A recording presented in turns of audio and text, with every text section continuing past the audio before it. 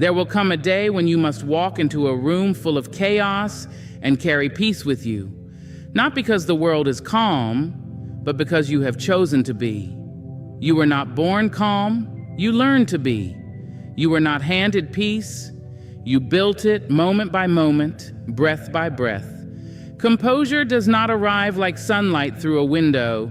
It is crafted brick by brick in the dark corners of your daily decisions.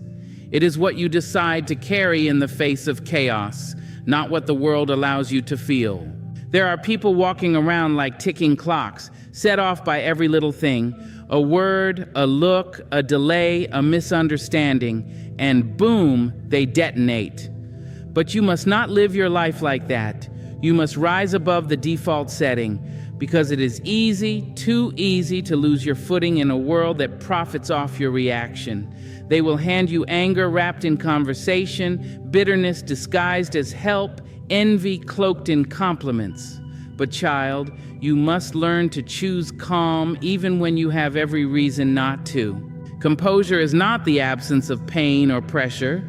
It is the presence of discipline. It is a quiet understanding that nothing and no one is worth the throne of your inner kingdom. You do not hand out that kind of power. You do not allow your day to be dictated by someone else's mood, tone, or intention. You keep your spirit under your own command, not under the control of circumstance. It is a decision you make in the morning before your feet hit the floor. You tell yourself, no matter what today throws at me, I will not be moved unless I decide to move. And then you do the hard work of keeping that promise to yourself again and again. You pause when others rush. You breathe when others lash out. You observe when others overreact. Composure is choosing every time to be the still water in a raging storm.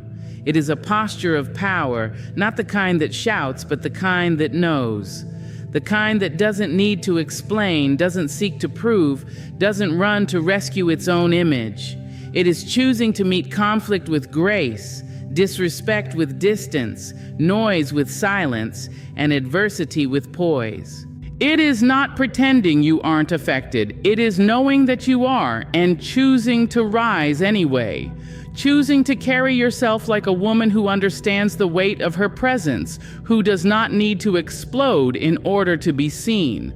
A woman who responds with wisdom, not war. A woman who refuses to surrender her essence just to win an argument, just to be right, just to be loud for a moment and empty afterward. Composure is a private victory. It is the kind of strength no one sees but everyone feels. It is how you train your soul to be unmoved by pettiness, unfazed by drama, and untouched by the things that once had the power to unravel you. There is a stillness that lives inside you, deeper than noise, beyond reaction, untouched by the surface storms. When you live from that place, when you protect it like sacred ground, the world loses its grip on you. People can't shake what they can't touch, and they cannot touch what you refuse to place within their reach. The mistake we make is thinking we have to explain ourselves to everyone who questions us, prove ourselves to those who doubt us, or defend ourselves from those who misunderstand us. But the truth is, the more access you give to your peace, the more opportunities people have to disrupt it. There are some who don't come to understand you, they come to test you. They don't want your truth, they want your reaction. Because if they can provoke you, they feel powerful, they feel noticed, they feel in control. But what happens when you give them nothing? What happens when you look at them with the eyes of a soul that no longer dances for drama, no longer performs for acceptance, no longer bows to petty energy? You begin to realize that you don't owe access to your emotions just because someone demands them. You are not required to attend every argument you're invited to. You are not obligated to respond every time someone tries to pull you down into their confusion. If you stay grounded in who you are, if you stay centered in your own awareness, then no storm outside of you can shake the calm within you. They cannot rattle the roots you've planted deep beneath their reach. They can't disturb the peace you've worked so hard to grow.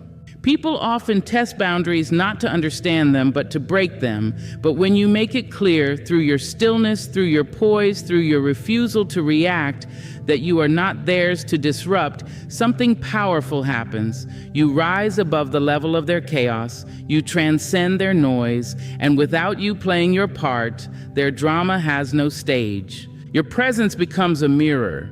It reflects their intentions back to them. If they came with confusion, they leave confused. If they came for a battle, they walk away unarmed.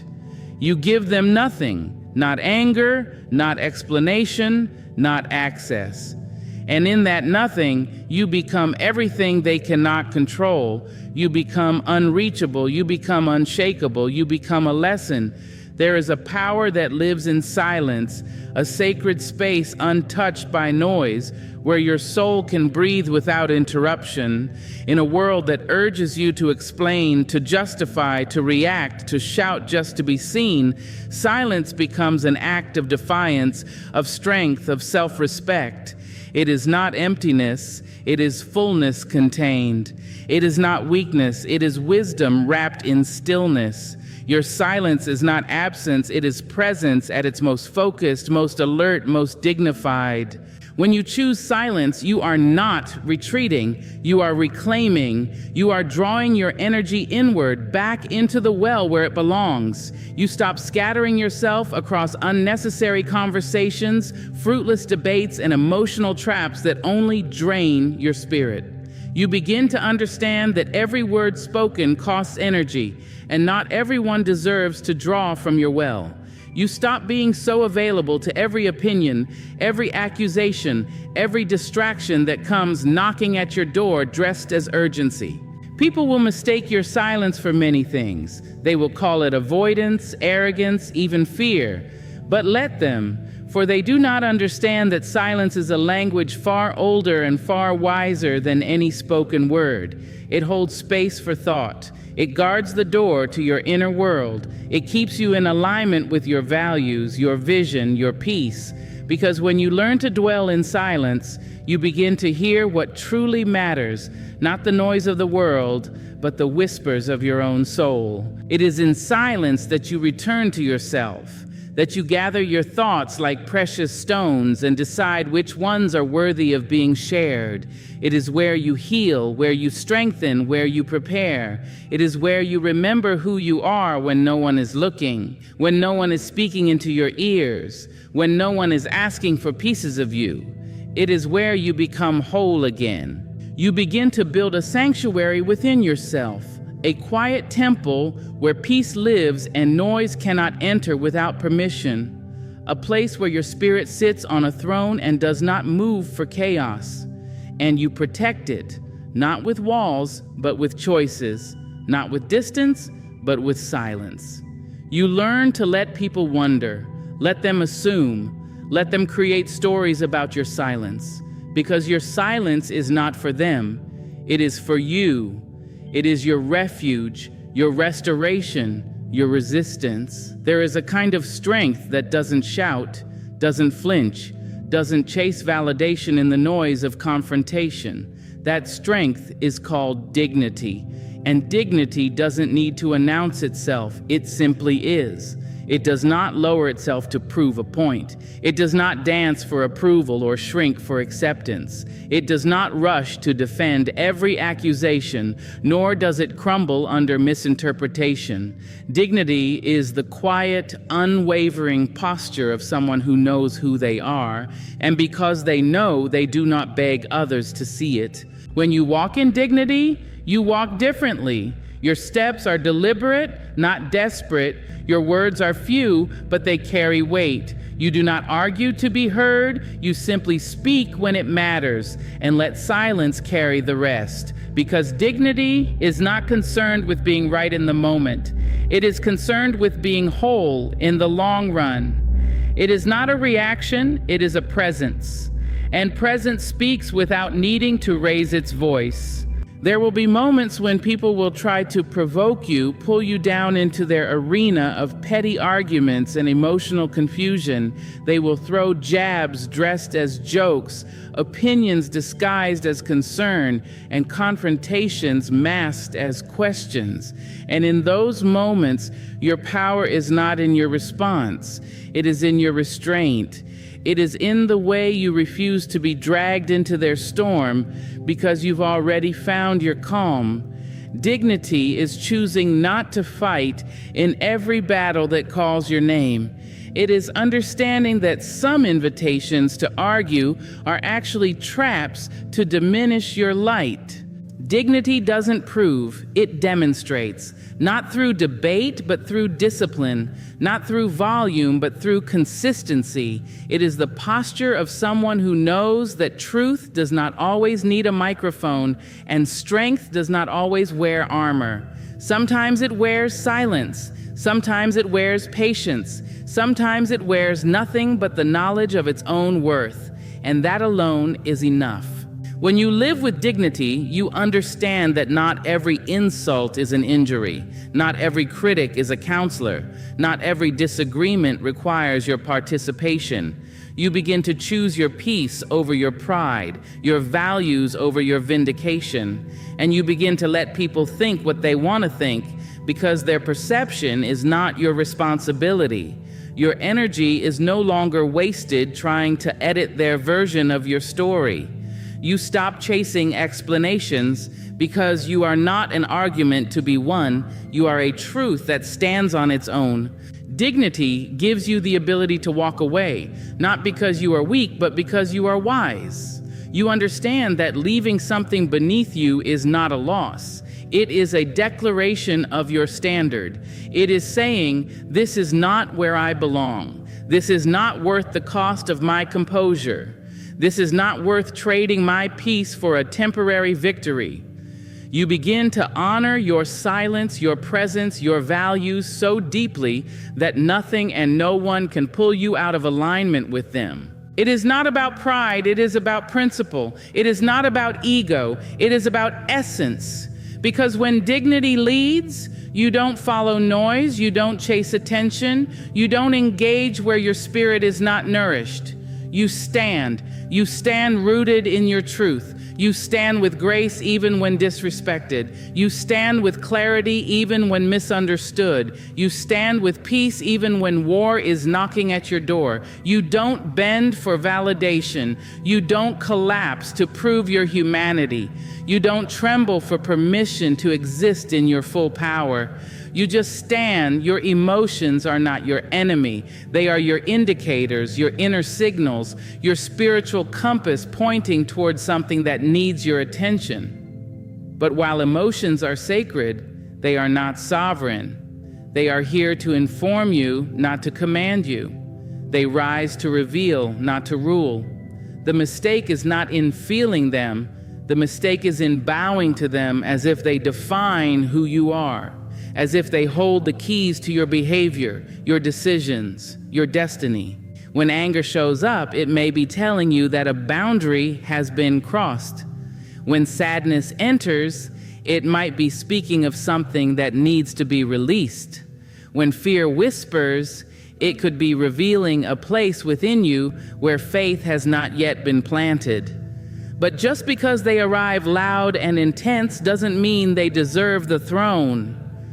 You listen, yes, but you do not hand over the crown.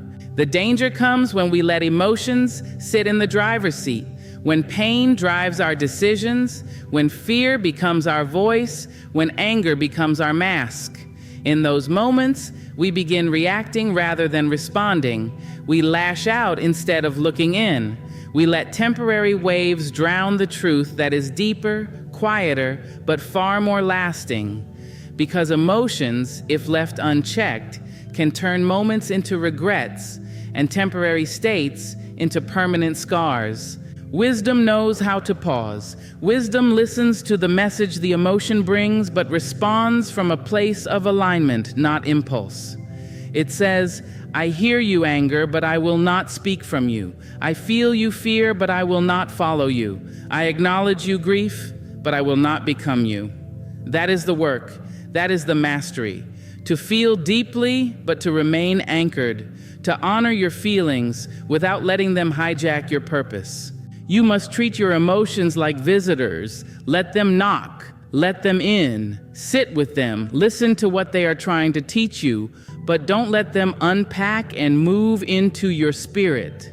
Don't let them rearrange the furniture of your mind. Don't let them repaint the walls of your self-worth or replace the foundation of your identity. They come to teach you something, but you must decide how much space they are allowed to occupy. It takes maturity to feel something strongly and still choose not to act on it. It takes strength to sit with an emotion without being consumed by it. It takes clarity to separate what you feel from who you are.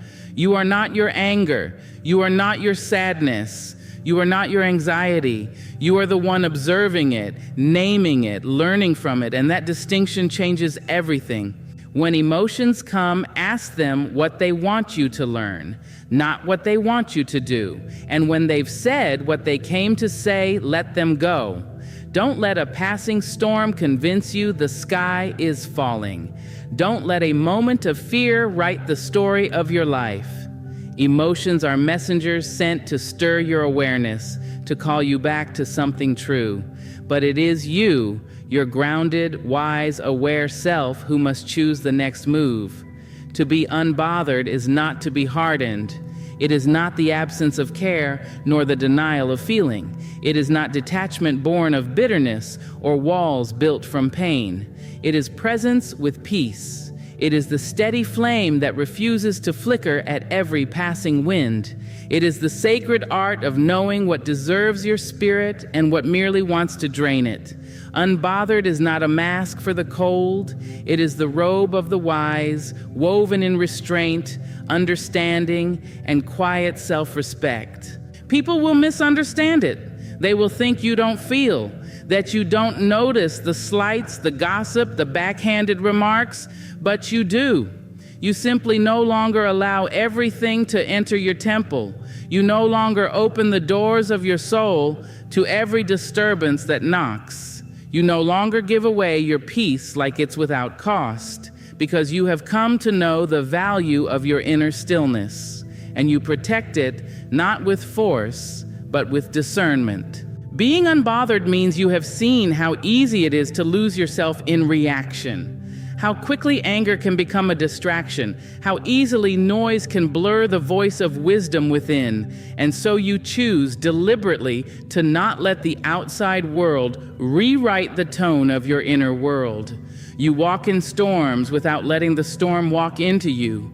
You hear the noise, but you no longer answer to it. You are aware, but not absorbed, present, but not possessed.